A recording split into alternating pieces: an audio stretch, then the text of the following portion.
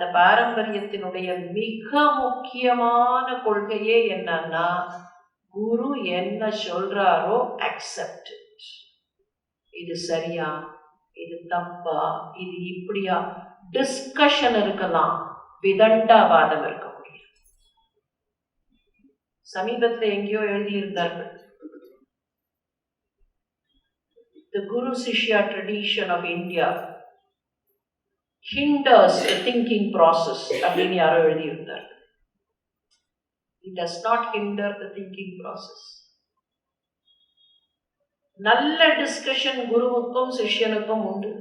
அதனால தானே சகனா பவது, தனித்தனியா இல்ல, எல்லாரும் நம்ம 2 பேரும் ஒன்றாக சேர்ந்துதான். அங்க குரு என்ன சொல்லி கொடுக்கிறார், நீயும் நானும் ஒன்றாக சேர்ந்து. அப்ப 2 பேரும் சேர்ந்து படிக்கிறோம், 2 பேரும் சேர்ந்து கற்றுக்கொள்கிறோம், 2 பேரும் சேர்ந்து சிந்திக்கிறோம், 2 பேரும் சேர்ந்து விவாதிக்கிறோம். வாதம்ங்கிறத தப்பா நினைச்ச பாரம்பரியம் இல்ல நம்ம பாரம்பரியம். people can discuss, people can argue. Adi Shankara பகவத் பாதருடைய வாழ்க்கையில வாதம் வரலையா? வாதம்ங்கிறது சர்வசாதாரணம். வாதத்துக்காக தனிப்பட்ட காழ்ப்புணர்ச்சிகளை கொள்வதுதான் கிடையாது. வாதம் பண்ணுவார்கள், வாதம் பண்ணதுக்கு அப்புறம் 2 பேரும் எழுந்து சிரிச்சுட்டே போவார்கள். வாதத்துல என்ன விஷயமோ அதுல எது சரியோ அதை ஏற்றுக்கொள்வார்கள். திருவள்ளுவர் சொல்வார், இவர்கள் எப்படிப்பட்டவர்கள் தெரியுமா, இந்த தேசத்தினுடைய சான்றோர் பெருமக்கள் எப்படிப்பட்டவர்கள் தெரியுமான்னு சொல்றச்சே ஒரு விஷயம் சொல்வார், இவர்கள் உவப்ப தலை கூடிவர். உவப்ப தலை கூடி, உவப்பன்னா சந்தோஷப்பட்டு, தலை கூடுவார்கள். அவர்கள் கலெக்டிவ் இன்டெலிஜென்ஸ், இவருடைய இன்டெலிஜென்ஸோ இவருடைய இன்டெலிஜென்ஸோ, இவர் சொல்ற விஷயமும் இவர் சொல்ற விஷயமும் ஒண்ணுக்கொண்ணு பொருத்தி, அங்க கருத்து வேறுபாடுகள் இருக்கலாம், ஆனா எந்த இடத்துல எது வேணுமோ அதையெல்லாம் ஒன்னா சேர்த்து எடுத்துக்கொள்ளக்கூடியவர்கள். அப்ப விவாதத்தை தடுப்பதோ இல்ல விவாதம் இல்லாமல் இருப்பதோ குரு சிஷ்ய பாரம்பரியம் இல்லை.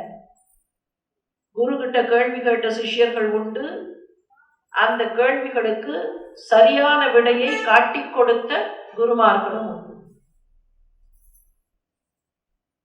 இந்த பாரம்பரியத்துக்குள்ள இருக்கக்கூடிய அடிநாதம் என்னன்னு பார்த்தா, சிஷ்யனுக்கு எது வேண்டுமோ அதை சரியான முறையில் எடுத்து கொடுக்கக்கூடியவர் குரு. பல நேரத்துல சிஷ்யனுக்கு தெரியாது எது வேணும் தனக்கு,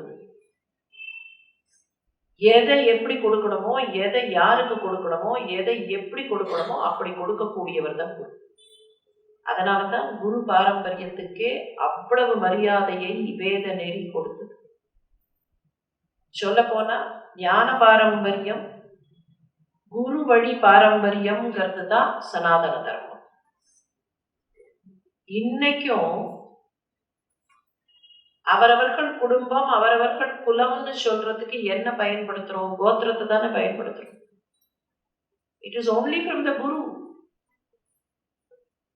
ஒரு குருவினிடத்திலிருந்து வந்தவர்கள் ஒரே குடும்பம்னு சொன்னா, ஒரே கோத்திரம் சகோத்திரம்னு சொன்னா என்ன அர்த்தம்? That is one family. அப்போ குரு தான் அங்க நைடஸ், குரு தான் நடுவில் இருக்கக்கூடிய கோர். அந்த அச்சை சுற்றித்தான் எல்லாம். அந்த குருவினிடத்தில் நாம எப்படி இருக்கணும்ங்கிறத நமக்கு சொல்லக்கூடியதுதான் குரு பக்திங்கிற தெளிவு. தெளிவு குருவின் திருமேனி காண்டல். இந்த மனசு எப்போதும் சலனப்பட்டுட்டே இருக்கும், இதுல தெளிவு வராது. இதுவா அதுவா, அதுவா இதுவா, இருட்டா இருக்கே, இப்படி இருக்கே, அப்படி இருக்கேன்னு ரொம்ப சிம்பிளா வழி சொன்னார் திருமூலர். ஒன்னும் கவலைப்படாதீர்கள், குருவினுடைய வடிவத்தை கண்ணால் பாருங்கள், தன்னாலேயே தெளிவு கிடைத்துவிடும்.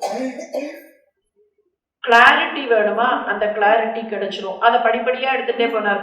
கண்ணுக்கு முதல்ல கிளாரிட்டி வேணுமா, தெளிவு குருவின் திருமேனி காண்பது.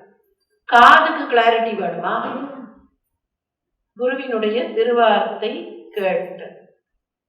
சரி, கடைசியில எங்க கொண்டு போய் நின்றார்? மனசுக்கு கிளாரிட்டி வேணுமா, இன்டெலிஜென்ஸுக்கு கிளாரிட்டி வேணுமா? குரு உரு சிந்தித்து இருத்தல். குருவினுடைய உருவை அப்படியே மனசுக்குள்ள தியானம் பண்ணிட்டு இருந்தா அந்த மனசுக்கும் புத்திக்கும் இன்டெலிஜென்ஸுக்கும் கிளாரிட்டி வந்துவிடும். அதனாலதான் குருன்னு சொல்றச்சேயே இருட்டிலிருந்து நம்மை வெளிச்சத்திற்கு அழைத்து வருபவர். இருட்டு, அந்த இருட்டை நீக்குபவர் குரு அப்படின்னு டெபினிஷன் கொடுக்கறதுக்கே மனசுக்குள்ள இருக்கிற இருட்டு, அந்த இருட்டை நீக்குபவர். இருட்டு வெளியில இல்லை, இருட்டு உள்ளுக்குள்ளதான் இருக்கு. அந்த இருட்டை நீக்கணும்னா உள்ளுக்குள்ள இருந்து நமக்கு ஃபிளாஷ் லைட் கொடுக்கக்கூடியவர் குருவாக இருப்பவர். குருவினிடத்தில் பக்தி செலுத்தியவர்கள், குருவை அன்போடு நேசித்தவர்கள் மிகப்பெரிய சாதனையாளர்களாக இருந்தார்கள்ங்கிறது ஏதோ பழங்காலத்துல நடந்தது, ப்ரீ ஹிஸ்டாரிக் அப்படிங்கிறது மாத்திரம் இல்லை, சமீப காலம் வரைக்கும். சமீப காலம் தானா, இப்ப இல்லையா அப்படின்னு கேட்டா அதுக்கு ஒரே ஒரு ஆன்சர் தான். இப்ப என்ன நடந்துட்டு இருக்குங்கிறது நமக்கு எல்லாருக்கும் தெரியாது. அது தன்னாலேயே கொஞ்ச நாள் கழிச்சு வெளியில் வரும், கொஞ்ச நாள் கழிச்சு தெரிய வரும். 2 இன்ஸ்டன்ஸ் பார்ப்போம். ஒருத்தர் தன்னுடைய படிப்பை நிறைவு பண்ணினார். எந்த காலேஜில் படிச்சுட்டு இருந்தாரோ அந்த காலேஜில் அந்த கோர்ஸ் முடிச்சார். அந்த கோர்ஸ் படிக்கும் போதே அவருக்கு கஷ்டம்னா வறுமை. அந்த வறுமைக்காக கடன் வாங்கித்தான் படிச்சிருக்காரு. இப்ப ஜென்ரலா என்ன திங்கிங் ப்ராசஸ் இருக்கும்? படிச்சு முடிச்ச உடனே சம்பாதிச்சு கடனை அடைச்சிடலாம் இல்லையா? படிச்சு முடிச்ச உடனே வேலை தேடணும், வேலை உடனே கிடைச்சதுன்னா கடனை சீக்கிரமா அடைக்கலாம். படிச்ச படிப்புல அவர் பண்ணின ஒரு பர்டிகுலர் ஸ்பெஷலைசேஷன், அந்த டிசிப்ளின், அதுல வேலைக்கு போகணும்னு அவருக்கு ஆசை. நேச்சுரல். என்ன ஸ்பெஷலைசேஷன் பண்றோமோ அதைத்தான் நாம கெரியரா ப்ராக்ரஸ் பண்ணணும் அப்படின்னு ஒரு ஆசை இருக்கும். அந்த மாதிரி ஒரு ஆசை அவருக்கு இருந்தது. கரெக்டா இவர் படிப்பை முடிக்கிறச்சே இவர் எந்த துறையை தேர்ந்தெடுத்திருந்தாரோ அந்த துறையில வேலை இருக்கு, வேகன்சி இருக்குன்னு அதுக்கு அப்ளை பண்றதுக்கு ஒரு வாய்ப்பு வருகிறது. அப்ளை பண்ணினோன்னு preliminary selection முடிஞ்சு he is called for an interview. இன்டர்வியூக்கு போகணும். இன்டர்வியூ எங்கன்னு சொன்னா இங்க இல்ல, தலைநகரத்துல, டெல்லியில. சரி, டெல்லிக்கு இன்டர்வியூக்கு போகணும். முதல்ல வேலை தேடுறச்சே ஒருவேளை இந்த வேலை கிடைக்கலன்னா என்ன பண்றது, இன்னொன்னுத்துக்கும் அப்ளை பண்ணி வைக்கலாம் அப்படின்னு தோணுமா இல்லையா? அந்த மாதிரி வேற ஏதோ ஒன்றுத்துக்கும் அப்பதான் அப்ளை பண்ணியிருந்த. இட் சோ ஹேப்பன் அதுக்கும் டெல்லியில தான் கொண்டு போய் ப்ராசஸ் பண்ணணும். இப்ப என்ன தோணித்து, செலவழிச்சுன்னு டெல்லிக்கு போக போறோம், கையில ரொம்ப பணம்லாம் இல்லை, செலவழிச்சுன்னு டெல்லிக்கு போக போறோம். இப்ப இந்த இன்னொரு வேலை போட்டிருக்கோமா இல்லையா, அதையும் போய் பார்த்துருவோம். பார்த்துட்டு ரெண்டையும் பார்ப்போம். ஆனா மனசு இதுலதான் இருக்கு, இது எனக்கு வேண்டாம், இதுதான் ஓணும்னு மனசு அதுல இருக்கு. ஒரு இன்டர்வியூ அட்டென்ட் பண்ற, எந்த வேலை தனக்கு வேண்டும்னு ஆசைப்படுகிறாரோ அந்த வேலைக்கான இன்டர்வியூவை பிரமாதமா பண்ற. இன்னொரு வேலை போனா போகட்டும், கூடுதலா போயிருக்கிறது தானே, அதுல ஏனோ தானோன்னு பதில் சொல்றது. ஏன்னா அது வேண்டாம் எனக்கு, அதனால ஏனோ தானோன்னு பதில் சொல்லுவோம், விட்டுடட்டும், அவர்களே செலக்ட் பண்ண வேண்டாம். இது வரைக்கும் நான் என்ன வேலைன்னு சொல்லல, என்ன வேலைன்னு சொல்ல வந்த யாருங்கிறது தன்னாலேயே புரிஞ்சிடும். ரொம்ப ஆசைப்பட்டு ஆன்சர் பண்ணாரு, அந்த வேலை பைலட் வேலை. ரொம்ப ஆசைப்பட்டு ஆன்சர் பண்ணார், பைலட் வேலை. ஒரு பெரிய நம்பிக்கை, கண்டிப்பா நமக்கு கிடைச்சிடும், நல்லா பண்ணிருப்போம்னு. நல்லதான் பண்ணியிருந்தார். லிஸ்ட் ரிலீஸ் ஆச்சு ரேங்கிங்கோட. ரேங்கிங்ல 7வது இடம். மொத்த வேகன்சி 6. வேகன்சி 6, தன்னோட ரேங்கிங் 7. யாராவது விட்டா தான் கிடைக்கும். யாரும் விடுறதுக்கு சித்தமாக இல்லை. 6 பேரும் வேலையில் சேர்கிறார்கள். ஏனோ தானோன்னு பண்ணின வேலை, யூஆர் செலக்டட் அப்படிங்கிறார்கள். என்ன பண்றதுன்னு புரியல, மனசு இல்லை. இது வேண்டாம், எனக்கு இதுதான் வேணும், இது கண்டிப்பாக கிடைக்கும்னு நினைச்சேன். படிக்கும் போதே ஏரோநாட்டிக்கல் இன்ஜினியரிங் தான் படித்தேன். இது இல்லைன்னா வாழ்க்கையே இல்லை. எனக்கு இதுதான், இது வேண்டாம், இது இல்லை, இது கிடைக்கலன்னா வாழ்க்கையே வேண்டாம். மனசு அந்த அளவுக்கு போகிறது. எனக்கு வாழ்க்கையே வேண்டாம், let me not live. Let me not லிவ்னு நினைக்கும் போது மனசுக்குள்ள இன்னொரு சின்ன நெருடல் வருது. அக்காவோட நகைய அடமானம் வச்சுத்தானே படிச்சேன். இப்ப நான் அந்த பணத்தை திருப்பி கொடுத்தா தானே அக்காவோட நகைய அடமானம் மீட்க முடியும். நான் என்னையே முடித்து கொண்டால் யார் அந்த கடனை திருப்பி கட்டுவார்கள்? எவ்வளவு பெரிய கேள்வி பாருங்கள். பல நேரத்துல நாளைக்கு நான் இல்லைன்னா என்னோட கடனை யார் திருப்பி கட்டுவார்கள் அப்படிங்கிற சிந்தனை எல்லா மனசுலயும் வந்தா எப்படி இருக்கும் வாழ்க்கை? என்னை நம்பித்தானே அக்கா நகையை கொடுத்தா, நான் திருப்பி கொடுக்க வேண்டாமா? இந்த பக்கம் மனசு இப்படியும் சொல்றது அப்படியும் சொல்றது, இந்த வேலை எனக்கு வேண்டாம், I don't like this, this is not what I studied for. இந்த சலனத்தோடு சரி ஒரு பிரேக் எடுப்போம், என்ன பண்றதுன்னு தெரியல. டெல்லி வரைக்கும் வந்தாச்சு. டெல்லியிலேருந்து அப்படியே இந்த இமயமலை பிரதேசத்துல இந்த ஹரித்வார்லாம் இருக்கிற பகுதிக்கு போகலாம். யாரும் சொன்னார்கள் போகலாம்னார்கள். சரி போகலாம், ஒரு சின்ன பிரேக், லெட்ஸ் கோ சி. போனார். அவரே எழுதுறார், அந்த பகுதியில் உலவி கொண்டிருந்தேன். இமயமலை பகுதியில அந்த பனிச்சாரல்ல பனி மூடி கிடந்த பிரதேசத்தில் உலவி கொண்டிருந்தேன். கொஞ்ச தூரத்துல பார்த்தா காவி ஆடை அணிந்தவர்கள் இங்கேயும் அங்கேயும் நடந்து கொண்டிருந்தார்கள். அப்புறம்தான் தெரிஞ்சது, பக்கத்துல போய் பார்த்தா அது சிவானந்தருடைய ஆசிரமம் இருக்கிற இடம். சரி, மனசுல இருக்கிற கேள்விக்கு ஏதாவது பதில் கிடைக்குமான்னு தேடிக்கொண்டே போனேன். எதிரில் ஒருத்தர் வந்தார். இதுவரைக்கும் பார்த்திருக்கும் படங்களை வைத்து அவர் சிவானந்தர் என்று அடையாளம் தெரிந்தது. மனசுல 1000 கேள்விகள். எனக்கு பிடிக்காத வேலையை ஏற்றுக்கொள்ள வேண்டுமா? எனக்குன்னு ஒரு கோல் வச்சிருந்தேனே, அந்த கோல் இப்ப இல்லையே, அந்த கோல் போயிடுதே, நான் அந்த கோலுக்காக காத்திருக்கலாமா? இப்படி மனசுக்குள் 1000 கேள்விகள். 1000 கேள்விகளோடு அவர் எதிரில் போய் நின்றேன். மெல்ல தோளை தொட்டார். வேலையை ஏற்றுக்கொள் என்று சொன்னார். கேள்விகளை நான் கேட்கவே இல்லை.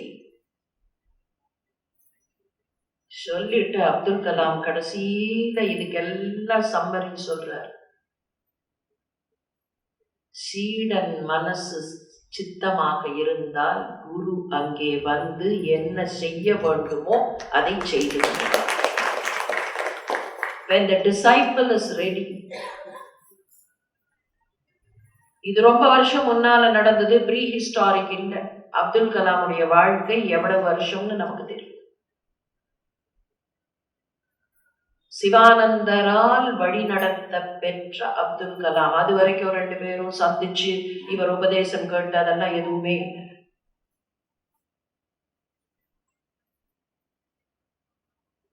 இதெல்லாம் நடக்குமா? இந்த மாதிரி நடக்குமா? இதே அப்துல் கலாம் வாழ்க்கையில இன்னொரு சம்பவம் அதுக்கப்புறம் நடக்கிறது. ரொம்ப வருஷம் கழிச்சு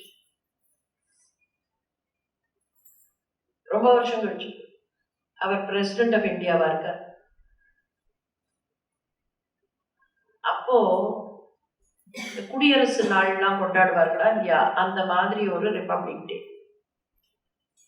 நமக்கு தெரியும் இந்த சாயங்கால நேரத்தில் ரிப்பப்ளிக் டே அன்னைக்கு அட் ஹோம் ரிசப்ஷன் ஒன்று president of India, governors of the states கொடுப்பார்கள்.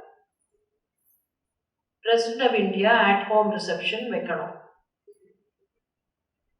அவர்கிட்ட செக்ரட்டரியா இருந்தவர் நாயர், PM நாயர், அவர் தான் எழுதுறாரு இதை பத்தி. அவருக்கு மத்தியானம் ஒரு சின்ன சங்கடம். என்னன்னா மேகமூட்டம் நல்ல கருகருன்னு இருக்கு, மழை கொட்டும் போல இருக்கு. சாயங்காலம் அட் ஹோம வழக்கமா வைக்கிற கார்டன்ஸ்ல வச்சா மழை கொட்டிட்டுனா என்ன பண்றது? விஐபிஸ்லாம் வருவார்கள், வெளிநாட்டு விருந்தினர்கள்லாம் வருவார்கள். மழை கொட்டிட்டுனா என்ன பண்றது? சரி, உள்ளுக்குள்ள ஏதாவது இன்டோர் ஏற்பாடு பண்ணிடலாமா? ஸ்டில் பிரசிடென்ட் கிட்ட பெர்மிஷன் கேட்காம பண்ண முடியும். அவர் போய் நிக்கிற ரூமுக்குள்ள பிரசிடென்ட் ஏதோ ஒரு ஜன்னல்ல போய் நின்றுட்டு வெளியில வேடிக்கை பார்த்துட்டு இருக்காரு. இவர் நின்று பார்க்கிறார். அவரை எப்படி டிஸ்டர்ப் பண்றதுன்னு தெரியல. அவர் ஏதோ ரொம்ப சீரியஸா ஜன்னல் வழியா எட்டி பார்த்துட்டு என்னமோ ரொம்ப சீரியஸா வானத்தை பார்த்துட்டு இருக்காரு. இவர் நினைக்கிறாரு, என்னத்தை பார்த்துட்டு இருக்காரு? அங்க வெறும் மேகம் தான் கருப்பா இருக்கு, வேற ஒண்ணுமே தெரியலையே. இன்னைக்கு இந்த கருப்பை என்ன பார்த்துட்டு இருக்காரு இவர்? தெரியலையே. அதுக்கப்புறம் எப்படியும் அவர் டிஸ்டர்ப் பண்ணி தான் ஆகணும் அப்படிங்கிற நிலைமையில ஃபியூ மினிட்ஸ் வெயிட் பண்ணி பார்த்துட்டு அதுக்கப்புறம் அப்படி பக்கத்துல போய் இவர் பக்கத்துல போனோடனே சத்தம் கட்டு அவர் திரும்புறாரு. திரும்பினோடனே இவர் முகத்தை பார்த்த உடனே அவர் கேட்கிறார், என்ன கவலையா இருக்கா? மழை வருமேன்னு கவலையா இருக்கா? இவருக்கு ஆமா மழை வரும், என்ன பண்றது, சாயங்காலம் என்ன பண்ணலாம், அட் ஹோம அதெல்லாம் ஒன்றும் இடம்லாம் மாற்ற வேண்டாம், கண்டினியூ ஆஸ் சச். இவ்வளவு கருகருன்னு இருக்கு மழை, நான் பேச வேண்டிய இடத்துல பேசிட்டேன், மழை வராது, ப்ரொசீட். அதுக்கப்புறம் அவர் ரெக்கார்ட் பண்றார் நாயர். கலாம் இயர்ஸ், அந்த புக்கு பேரு கலாம் இயர்ஸ், கலாம் காலங்கள்னு அது தமிழ்ல கூட வந்திருக்கு. அவர் அதுக்கப்புறம் ரெக்கார்ட் பண்றாரு, அதே மாதிரி அன்னைக்கு சாயங்காலம் மழை இல்லை, அட் ஹோம் நன்றாக நடந்தது. ரொம்ப வருஷம் கழிச்சு அதுக்கப்புறம் அது நடந்து ஒரு ஃபியூ இயர்ஸ் கழிச்சு, மேல பேசிட்டேன்னு சொன்னீர்களே, என்ன பேசினீர்கள்? இது இந்த புக்ல இதோட முடிஞ்சு போயிடும். இதுக்கப்புறம் வேற சில பேர் அவருடைய டேர்ம் முடிஞ்சு ஒரு ஃபியூ இயர்ஸ் தான் அதுக்கப்புறம் அவர் இருந்தார். அந்த அந்த ஒரு காலகட்டத்துல என்னமோ மேல பேசிட்டேன்னு நீங்க சொன்ன மாதிரி இருந்ததே, என்னது அது, வாட் இஸ் இட் அப்படின்னு க்ளோஸ் சர்க்கிள் டிஸ்கஸ் பண்ண போது, யாரிடத்தில் பேச வேண்டும் என்பதை என் குரு எனக்கு காட்டி கொடுத்தார், நான் பேசினேன், குரு வழியாக பேசினேன், பேச வேண்டிய இடத்துல பேசிட்டேன், குரு வழியாக பேசினேன். குருவும் தெய்வமும் வேறு வேறு இல்லை. குரு எனக்கு காமிச்சார் நான் எங்க பேசணுங்கிறத. குருதான் பேசினா, குருவே தெய்வமாகவும் இருந்து பேசினா, குருவும் திருவும் ஒன்றுதான். இது எத்தனை வருஷத்துக்கு முன்னால நடந்தது? ரொம்ப ப்ரீ ஹிஸ்டாரிக்கெல்லாம் இல்லை, ஒரு 15 வருஷத்துக்குள்ள. இந்த மாதிரி நடக்குமா? குரு மீது நம்பிக்கையும் அன்பும் இருந்தால் நடக்கும். அது ஆஞ்சநேயருடைய ராமபக்தியா இருந்தாலும் சரி, கண்ணப்பனுடைய சிவபக்தியா இருந்தாலும் சரி, அவரவர்கள் குரு மேல வைக்கிற பக்தியா இருந்தாலும் சரி, அடிப்படை என்னன்னா அந்த பக்தி ஆழமானதாக முழு நம்பிக்கை கொண்டதாக இருக்க வேண்டும், அவ்வளவுதான். சிவராமன் சார் முதல் நாளைக்கு ஆஞ்சநேயரின் ராமபக்தியினர், 2வது நாளைக்கு கண்ணப்பரின் சிவபக்தியினர், இன்னைக்கு யாரின் குரு பக்தின்னு சொல்லல. ஏன்னா குரு பக்தி எல்லாருக்கும் வேணுங்கிறதுனால அதை பொதுவா விட்டுட்டேன். இன்னைக்கு இருக்கிற வாழ்க்கையில இது சாத்தியமா? இன் கரண்ட் டைம்ஸ் முடியுமா? முடியும், கண்டிப்பாக முடியும். அவரவர்களுக்குன்னு யாரை குருவாக உள்ளம் ஏற்றுக்கொள்கிறோமோ அந்த குருவினிடத்தில் முழுமையான நம்பிக்கையை வைத்தால் இது எல்லாம் சாத்தியம். என்ன நாம என்ன பாராமீட்டர்ஸ் நமக்கு இருக்கோ அந்த பாராமீட்டர்ஸை வச்சு அந்த குருவை நாம எடை போடக்கூடாது. குருவை எடை போடுறதுக்கான எந்த சக்தியும் எந்த உரிமையும் நமக்கு இல்லைங்கிறத அடிப்படையில புரிஞ்சுக்கணும். இப்படி பண்ணலாமா, அப்படி பண்ணலாமா, இப்படி பண்ணிருக்கலாமா, அப்படி பண்ணிருக்கலாமா, ஒண்ணும் இல்ல. ரொம்ப சிம்பிளா ஒண்ணு நினைச்சுப்போம்.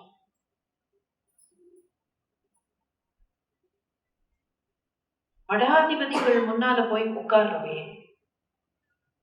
பீடாதிபதிகள் மடாதிபதிகளாக நமக்கு ஆச்சாரியர்களாக இருப்பவர்கள் முன்னால போய் உட்கார்றவே, என்ன எதிர்பார்க்கிறோம்? நமஸ்காரம் பண்றோம். நமஸ்காரம் பண்ணி அப்படி எழுந்த உடனே அது எந்த பெரியவாளா வேணாலும் இருக்கட்டும், பெரிய பெரியவாளா இருக்கட்டும், புது பெரியவாளா இருக்கட்டும், பால பெரியவாளா இருக்கட்டும், சத்திய பெரியவாளா இருக்கட்டும், யாரா வேணாலும் இருக்கட்டும், நம்ம எக்ஸ்பெக்டேஷன் என்ன? 10 வருஷத்துக்கு முன்னால போயிட்டு இன்னைக்கு போயிருப்போம், 10 வருஷத்துக்கு அப்புறம் இன்னைக்குதான் போயிருப்போம். போய் நமஸ்காரம் பண்ணிட்டு இப்படி எழுந்த உடனே பெரியவா நம்மளை ரெக்கக்னைஸ் பண்ணி, இன்னார் தானே, இந்த ஊர் தானே அப்படின்னு நம்ம கேட்டு, நம்ம என்ன விஷயத்துக்காக போயிருக்கோமோ அந்த விஷயத்துக்கு நமக்கு ஆசீர்வாதம் பண்ணி, நாம என்ன விஷயத்துக்கு போயிருக்கோம், புது பெரியவா சில சமயத்துல சொல்லுவார், அங்கங்க எந்தெந்த நகை கடையில வாங்கின நகையோ அதையெல்லாம் இங்க கொண்டு வந்து வச்சு என்கிட்ட ஆசீர்வாதம் பண்ணுன்னா நான் என்ன பண்றதுன்னு கேட்பேன்.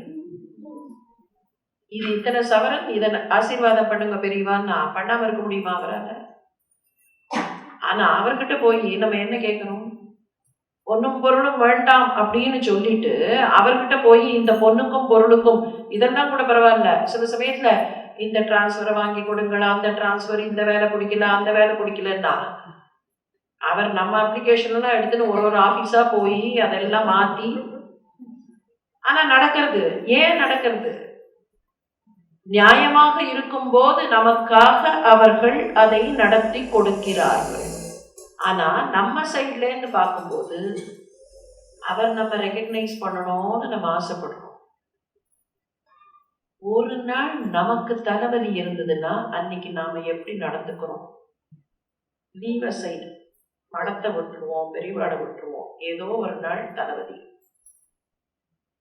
ரொம்ப நாடிய தலைவலி இருக்குது. எங்க வேலை பார்ப்பவர்களாக இருக்கட்டும், பள்ளிக்கூடமா இருக்கட்டும், ஆபீஸா இருக்கட்டும், பெரிய பொசிஷனா இருக்கட்டும், சாதாரண டெசிக்னேஷனா இருக்கட்டும், என்னவா வேணாலும் இருக்கட்டும், ஒரு 2 மணி நேரம் அந்த தலைவலி அப்படியே இருந்ததுன்னா பக்கத்துல இருக்கக்கூடியவர்கள்ட்ட எல்லாம் எவ்வளவு தூரத்துக்கு ரியாக்ஷன் இருக்கு. குழந்தைகள்கிட்ட அந்த குழந்தை அன்னைக்கு வந்து அம்மா அம்மான்னு 2 வார்த்தை கேட்டா அது பாவம் ஏதோ வந்து கேட்கும், எனக்கு தலைவலிக்கிறது சொல்றமா இல்லையா? ஆனா இத்தனை பேர் போய் நின்னாலும் அவர்களும் இந்த தேகத்தில் இருக்கிறார்களா இல்லையா?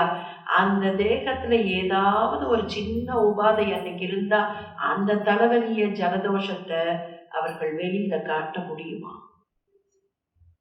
எனக்கு தலைவலிக்கிறது, கொஞ்சம் எல்லாரும் போங்கள் அப்படின்னு சொன்னா நாம பொறுத்துக்கிறோமா? நாம அவர்கள்ட்ட எதிர்பார்க்கிறது எப்படி? நம்ம அவர்கள் ரெகக்னைஸ் பண்ணணும், நம்ம யாருன்னு தெரிஞ்சுக்கணும். 10 வருஷம் கழிச்சு போயிருப்போம், 10 வருஷத்துல நிறைய மாற்றங்கள் நம்ம கிட்ட இருக்கும், இருந்தாலும் நினைவு வச்சுட்டு பழசெல்லாம் பேசணும் அப்படின்னு எதிர்பார்க்கிறோம். ஆனா அதே சமயத்துல அவர்கள் ஒரு சின்ன தலைவலின்னு நம்ம கிட்ட சொன்னா அதை நாம எதிர்பார்க்கிறோமா, ஏற்றுக்கொள்கிறோமா? குருதான்.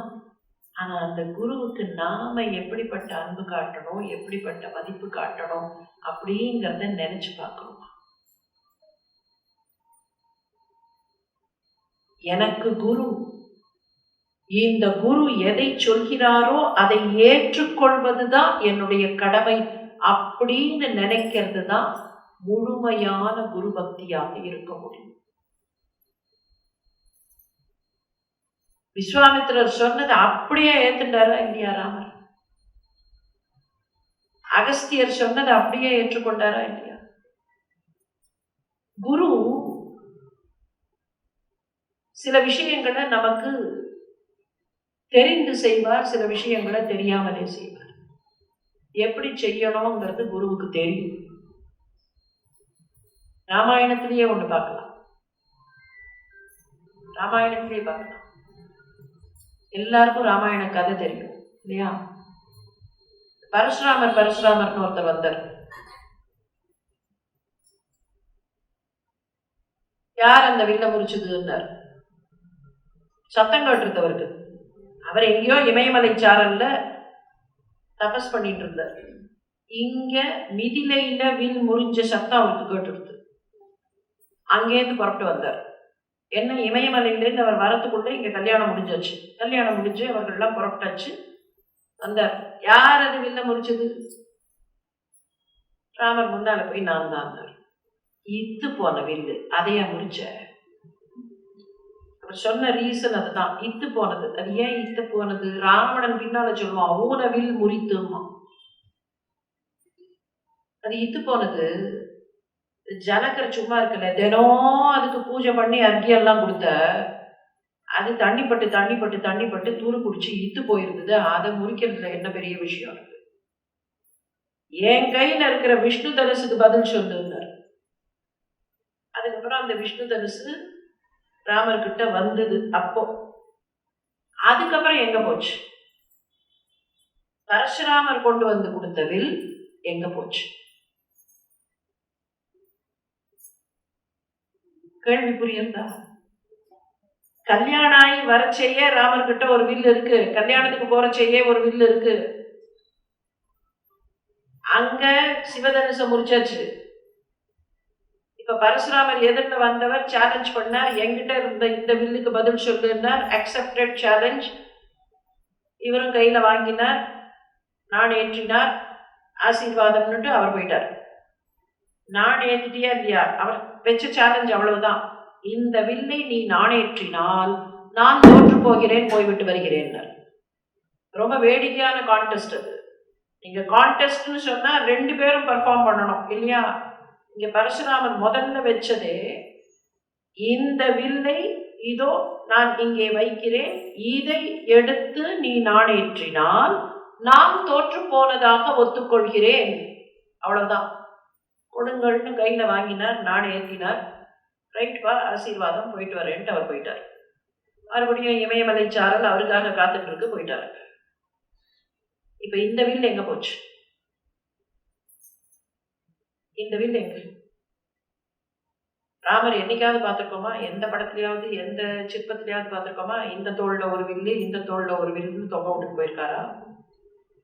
அப்ப எங்க போச்சு அந்த வில்? அந்த வில்லோட பர்பஸ் என்ன? அதுதான் விஷ்ணு தனுசு. விஷ்ணு தான் இங்க அவதாரமா வந்திருக்காரு. இந்த விஷ்ணு கிட்ட அந்த விஷ்ணு தனுசு வரணும். அந்த விஷ்ணு தனுசை வச்சுதான் ராவணனை அழிக்க வேண்டும். ஆனா மனுஷனா வந்து பிறக்கும் போது கையில வில்லோட பிறக்க முடியாது. அமானுஷ்யத்தன்மையோட வர முடியாது. அமானுஷ்யத்தன்மையை காட்ட முடியாது. கர்ணனுக்கு இருந்ததே, அவனுக்கு இருந்ததே, இவனுக்கு இருந்ததேன்னு கேட்கலாம். இங்க சிக்கல் என்னன்னா, ராவணன் மனிதனை தவிர மற்ற யாராலும் தனக்கு அழிவு இல்லைன்னு வரம் வாங்கி வச்சுட்டு இருக்கான். அதனால அமானுஷ்யமாக ஒரு பிறவின்னு சொன்னா அது டெக்னிக்கலா சிக்கல். மனித பிறவியாகத்தான் இருக்கணும். தாய் வயிற்றில் பிறக்கிற மனித சிசு கையில வில்லோடெல்லாம் வர முடியாது. ஆனா விஷ்ணு தனுசு வரணும். இப்ப அதுக்காகத்தான் பரசுராமர் அதை கொண்டு வந்தார். பரசுராமர் கொண்டு வந்தார். ஆனா உடனே அதை வாங்கிட்டாலும் கூட அதை எடுத்துட்டு போக முடியாது. ரொம்ப அழகா டெக்னிக்கலா ஒண்ணு நடக்கும். பரசுராமர்கிட்ட இருந்து வாங்கின அந்த வில், நாணேற்றின அந்த வில்ல அப்படியே வருணன்ட்ட கொடுத்துருவார் ராமர். இந்த யூனிஃபார்ம் சர்வீசஸ்ல எல்லாம் ஒண்ணு சொல்லுவார்கள். யூனிஃபார்ம் சர்வீசஸ்ல ஏதாவது ப்ரோக்ராம் ஃபங்க்ஷன்லாம் நடந்ததுன்னா இந்த கொடி ஏற்றி இருப்பார்களா, ரிட்ரீட்ல அந்த கொடியை இறக்குவார்கள்.